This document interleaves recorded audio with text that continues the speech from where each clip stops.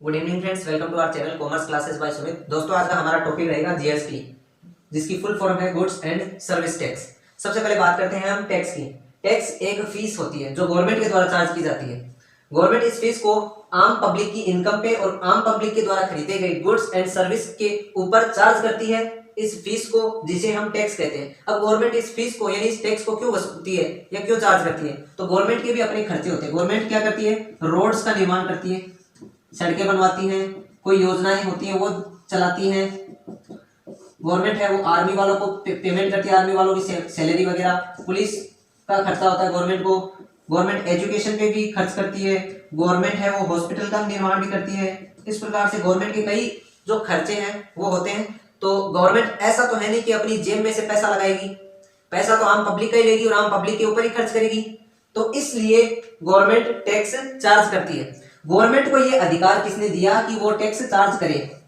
तो गवर्नमेंट को अधिकार हमारे भारतीय संविधान, कॉन्स्टिट्यूशन, हमारे भारतीय संविधान के जो आर्टिकल 265, इसने कहा कि गवर्नमेंट ही टैक्स को चार्ज करेगी। तो दोस्तों, तीन क्वेश्चन बन रहे हैं यहाँ पे कि टैक्स क्या है, टैक्स किसके द्वारा वसूल किया जाता है और टैक्स गवर्नमेंट के द्वारा क्यों वसूल किया जाता है, गवर्नमेंट इस टैक्स को क्यों लेती है। तो ये तीन क्वेश्चन बन गए। चौथा क्वेश्चन आता है कि टैक्स के प्रकार। टैक्स के दो प्रकार होते हैं, एक तो होता है डायरेक्ट टैक्स और एक इनडायरेक्ट टैक्स। अब बात करते हैं डायरेक्ट टैक्स की। डायरेक्ट टैक्स वो होता है जो डायरेक्ट किसी व्यक्ति के ऊपर चार्ज किया जाता है और उस व्यक्ति को वह टैक्स डायरेक्ट गवर्नमेंट को जमा करवाना पड़ता है, जैसे इनकम टैक्स। अब बात करते हैं इनडायरेक्ट टैक्स। इनडायरेक्ट टैक्स वो होता है जो हम किसी व्यक्ति के ऊपर चार्ज करते हैं लेकिन वह वहन नहीं करता, बल्कि वह किसी दूसरे के ऊपर भी उसको ट्रांसफर कर सकता है। जैसे जो एक फैक्ट्री का जो होलसेलर होता है वो क्या करता है, उसके ऊपर टैक्स चार्ज किया जाता है और होलसेलर उस प्रोडक्ट को आगे सेल आउट करके रिटेलर से वह टैक्स वसूल कर लेता है। फिर रिटेलर है वो उस प्रोडक्ट को और आगे सेल करके कस्टमर से वसूल कर लेता है। तो इस प्रकार से ये कड़ी बनती जाती है। इनडायरेक्टली वह टैक्स लास्ट में जो अंतिम उपभोक्ता होता है, जो कस्टमर होता है, उससे वसूल किया जाता है। जो उस वस्तु को अंतिम रूप से उपभोग करता है उससे वह टैक्स वसूल किया जाता है और इनडायरेक्टली वसूल किया जाता है, तो उसे हम इनडायरेक्ट टैक्स की श्रेणी में रखते हैं। इनडायरेक्ट टैक्स के अंतर्गत पहले 17 से 18 टैक्स थे, परंतु आज केवल एक ही टैक्स रहा है और उसे हम जीएसटी के नाम से जानते हैं। जीएसटी है, उसकी फुल फॉर्म है गुड्स एंड सर्विस टैक्स, जो कि 1 जुलाई 2017 को लागू किया गया था पूरे भारतवर्ष में। जीएसटी ऐसा नहीं कि ये केवल भारत में है और नया नया है। जीएसटी 1954 से लागू है। 1954 में फ्रांस में, सबसे पहले फ्रांस में जीएसटी को लागू किया गया था और 2017 में 17 वर्षों की मेहनत के बाद, वैसे तो इंडिया में 2000 से बातचीत चल रही है कि जीएसटी लागू होना चाहिए, नहीं होना चाहिए, बिल पास हो रहे हैं, अमेंडमेंट निकल रहे हैं, परंतु 2017 तक ये प्रक्रिया कंप्लीट हुई और जीएसटी भारत में आया। आज 2022 तक जीएसटी 160 कंट्री में लागू किया जा चुका है। ये इसकी पृष्ठभूमि है जीएसटी की। अब बात करते हैं जीएसटी के एडवांटेज, यानी कि इसके प्रॉफिट, इसके फायदे क्या है। तो देखिए, जीएसटी क्या है? वन नेशन वन टैक्स है, यानी एक राष्ट्र और एक कर। जीएसटी का दूसरा जो एडवांटेज है वो है ये मल्टीपल टैक्सेस को इसने रिमूव किया है। ये बहुत सारे टैक्सेस लगते थे पहले, अब केवल एक ही टैक्स लगता है, जीएसटी। तो दूसरा प्रॉफिट इसका ये है। तीसरा है इसका कास्केडिंग इफेक्ट, यानी कि जब हम किसी प्रोडक्ट को पहले खरीदते थे तो उसके ऊपर 2, 3, 4, 5 इस प्रकार से हम टैक्स पेड करते थे, चुकाते थे, परंतु अब केवल एक ही टैक्स लगता है। तो इसने कास्केडिंग जो इफेक्ट है, यानी कर के ऊपर कर का प्रत्यारोपण, उसको इसने खत्म किया है जीएसटी ने। चौथा इसका प्रॉफिट क्या है कि ये प्रोडक्शन यानी उत्पादन की जो लागत है उसको कम करता है, लोअर करता है।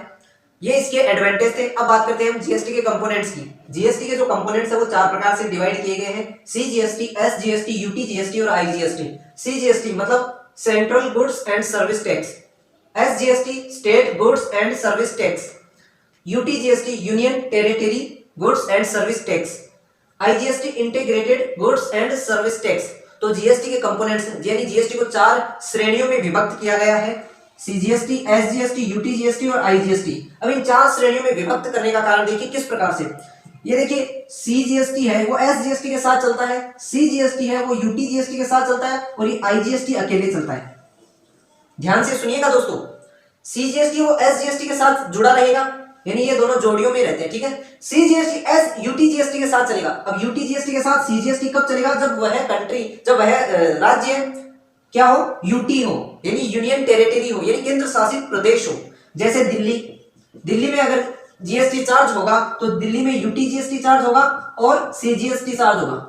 अब वही बात करें राजस्थान की, तो राजस्थान केंद्र शासित प्रदेश नहीं है, तो राजस्थान में एसजीएसटी और सीजीएसटी चार्ज होगा।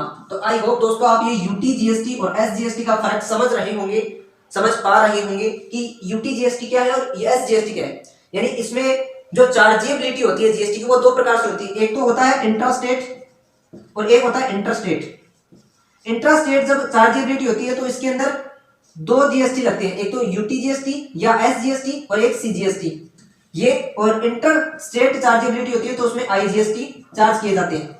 ये इसकी चार्जेबिलिटी है। मैं आपको एक एग्जांपल के जरिए समझाने का प्रयास करूंगा। जो एक एग्जांपल है कि मिस्टर विनोद है, उसने 2 लाख रुपए का माल खरीदा और उसके ऊपर 20,000 रुपए का खर्चा हो गया, तो ये 2,20,000 रुपए का उसे माल पड़ा, लेकिन इसने बेचा कितने में, 2,50,000 रुपए में। 2,50,000 में इसने माल सेल आउट कर दिया। तो आपको चार्जेबिलिटी बतानी है कि किस प्रकार से चार्ज होगा, और वो सीजीएसटी, एसजीएसटी, यूटीजीएसटी या आईजीएसटी को जो कंपोनेंट्स है वो मैं आपको डिफाइन करना बताऊंगा। तो सबसे पहले देखिए 2 लाख रुपए का तो इसने माल खरीदा, 20,000 का इसका चार्ज हुआ, 30,000 का इसका प्रॉफिट होगा। इस प्रकार से इसने 2,50,000 रुपए में माल सेल आउट कर दिया। ये जो अंतिम रूप से इसने सेल आउट किया है उसके ऊपर जीएसटी चार्ज होगा। सबसे पहली बात तो ये ध्यान में रखना कि जो अंतिम रूप से उसने माल बेचा है जिस अमाउंट में, उसके ऊपर जीएसटी चार्ज होगा। अब देखिए हम बात करते हैं इंट्रास्टेट की, यानी राजस्थान में इसने माल खरीदा है और राजस्थान में इसने माल बेचा है, तो इस जैसे 18% जीएसटी लगा। तो देखिए राजस्थान में इसने माल खरीदा और राजस्थान में इसने माल बेचा, तो एक ही स्टेट के अंदर इसने माल खरीदा और एक ही स्टेट के अंदर इसने माल बेचा, तो इसके अंदर देखिए सीजीएसटी और एसजीएसटी ये चार्ज होगा। और जो जीएसटी की जो रेट है वो है 18%, तो उस 18% में सीजीएसटी और एसजीएसटी में दोनों बराबर रूप से डिवाइड हो जाएंगे। सीजीएसटी के तो 9% और एसजीएसटी के 9%। इस प्रकार से ये डिवाइड हो जाएंगे, तो 2.5 लाख रुपए का 9% रहेगा 22,500 रुपए, और वही 22,500 एसजीएसटी यानी स्टेट के रहेंगे। तो 2,50,000 में हम 45,000 और ऐड करेंगे तो 2,95,000 रुपए।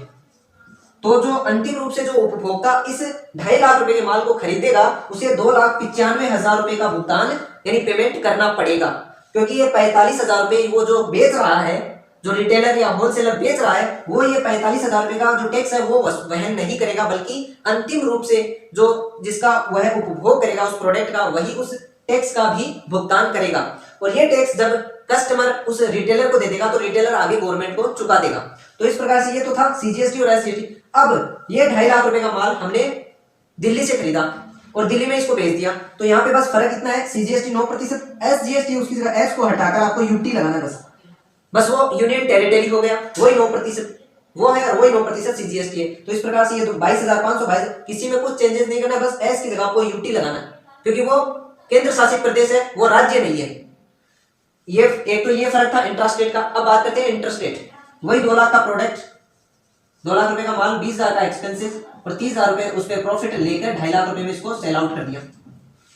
ठीक है, अब इंटरस्टेट की बात करते हैं। जैसे हमने खरीदा राजस्थान से और बेचा उत्तर प्रदेश में, और एसजीएसटी वही 18% है, तो इस पे आईजीएसटी चार्ज होगा। आईजीएसटी इंटीग्रेटेड पूरा का पूरा 18%, आईजीएसटी पूरा का पूरा 18% जो सेंट्रल गवर्नमेंट है वो ले जाएगी, तो पूरे 45,000 रुपए यानी पूरे 18% आईजीएसटी यानी सेंट्रल गवर्नमेंट के अंतर्गत आएंगे। स्टेट का इसमें कोई हस्तक्षेप नहीं रहेगा, तो 2,95,000 रुपए। तो देख लो अमाउंट वही है, 2,95,000 वही अमाउंट वो है, यानी कस्टमर वही पैसे चाहे स्टेट में खरीदे वही, चाहे अदर स्टेट से खरीदे वही पैसे अदर स्टेट का होने के बावजूद चुकाना पड़ा, और वही 2,95,000 का जो रकम है, जो अमाउंट है, वो सेम स्टेट का होने के बाद में चुकाना पड़ा। अमाउंट वही है। पहले क्या था, पहले जीएसटी के आने से पहले अगर अदर स्टेट में हम बेचने जाते थे तो वही प्रोडक्ट 3 लाख रुपए 3.5 लाख रुपए तक का हो जाता था, लेकिन अब सेम जो रहेगी ना, तो प्रोडक्शन की कॉस्ट कम हो गई, कास्ट कटिंग इफेक्ट खत्म हो गया, मल्टीपल टैक्सेस रिमूव हो गया, और वन नेशन वन टैक्स हो गया। तो ये जीएसटी का इंफ्रास्ट्रक्चर था, यानी इंटरनल पार्ट्स, इंटरनल जो मैंने स्टडी है वो आपको करवाई है। ये कुछ ओवरव्यू थे इसके, और भी आगे मैं जीएसटी के बारे में बताता रहूंगा जैसे जैसे समय मिलेगा। होप दोस्तों आपको मेरे द्वारा बताई गई इस जीएसटी में कुछ समझ में आया होगा। वीडियो को लाइक कर देना, शेयर कर देना और चैनल को सब्सक्राइब करना बिल्कुल